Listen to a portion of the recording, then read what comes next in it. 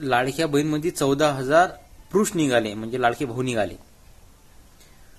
मी काय म्हणतो माहिती आहे का, ह्या सगळ्या योजना आहेत की नाही, ह्या कचरापेटीत टाका. लाडकी बहीण असू द्या, ते शेतकरी सन्मान योजना असू द्या, फक्त एक योजना चालू ठेवा, ते निराधार, म्हणजे म्हातारे लोक आहेत, राजीव गांधीनं चालू केली होती तेवढ्या योजना चालू ठेवा. बाकी सगळं बंद करा आणि टॅक्स घेणं कमी करा. जनतेवर टॅक्सचा लोड टाकू नका.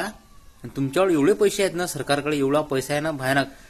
शेतकऱ्यासाठी असं काहीतरी करा की येणाऱ्या भविष्य काळामध्ये हे म्हटलं नाही पाहिजे की आमच्या नेत्यानं आमच्यासाठी केलं काय.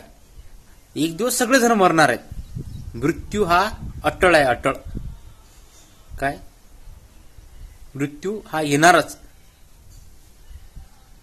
मग तो कोणीही असो. राम नाही राहिला, श्रीकृष्ण नाही राहिला ह्या जगात, तर मग तुम्ही किस खेत की मुली हो, पार्थ किस युग में हो, सगळेजण मरणार आहेत. पण असा देश देऊन जा की येणारा भविष्य आपल्या देशाकडे असं, म्हणजे चीन, जपान, अमेरिकेकडे लोक पाहतात ना, त्या नजरेने पाहायला पाहिजे.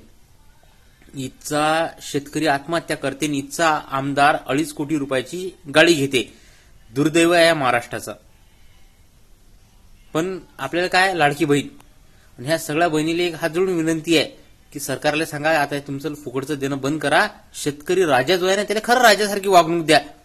50 पैशाला जर तो कोथिंबीरची गड्डी विकत असेल की नाही, तर थू या सरकारवर, थू या महाराष्ट्रावर. किती म्हणजे शेतकऱ्याचं जगणं मान्य का करत नाही तुम्ही? कोणता नेता, कोणता अभिनेता, कोणता बिझनेसमॅन, कोणता नोकरीदार, काही लोक आत्महत्या करत नाही. फक्त करते तो आत्महत्या शेतकरी. नापिकी, ते भरपूर कारण आहेत.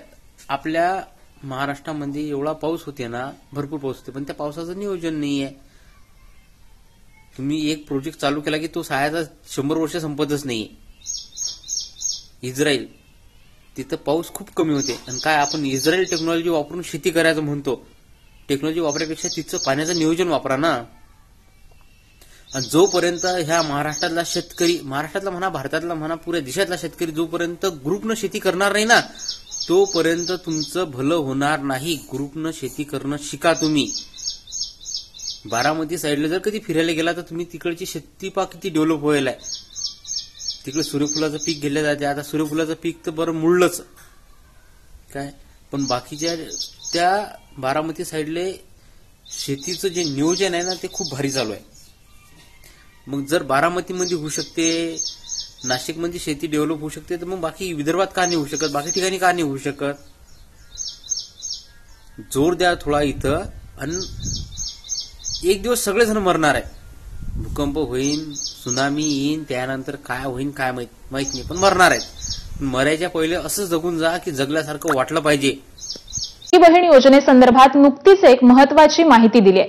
राज्यातील तब्बल 26,34,000 अपात्र लाडक्या बहिणींचे हप्ते हे रोखण्यात आल्याचं तटकरे यांनी म्हटलंय.